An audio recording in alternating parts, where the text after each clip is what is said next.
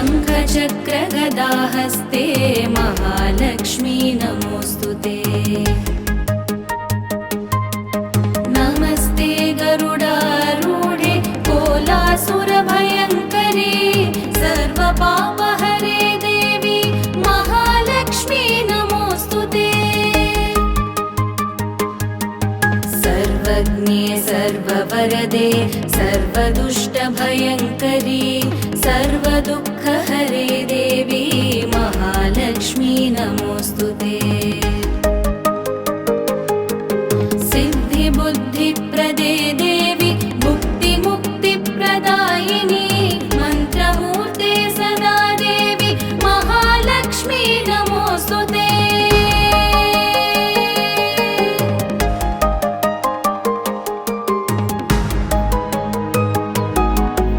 आद्यन्तरहिते देवी आदिशक्ति महेश्वरी योगज्ञे योगसम्भूते महालक्ष्मी नमोऽस्तुते।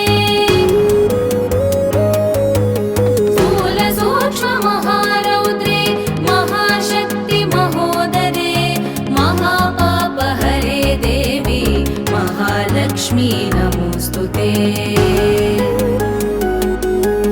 पद्मासनस्थिते देवी परब्रह्मस्वरूपिणी परमेशी जगन्माता महालक्ष्मी नमोऽस्तुते।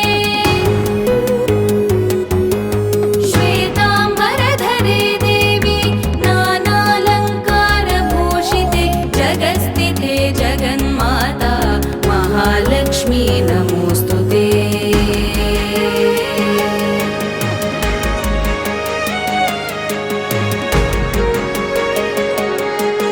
महालक्ष्म्यष्टकं स्तोत्रं यः पठेत् भक्तिमान् नरः सर्वसिद्धिमवाप्नोति राज्यं प्राप्नोति सर्वदा। एककाले पठे नित्यं महापापविनाशनं द्विकालं यः पठे नित्यं धनधान्यसमन्वितः। त्रिकालं यः पठे नित्यं महाशत्रुविनाशनं महालक्ष्मीर्भवे नित्यं प्रसन्ना वरदा शुभा। इत्यकृतश्रीमहालक्ष्म्यष्टकस्तोत्रं सम्पूर्णम्।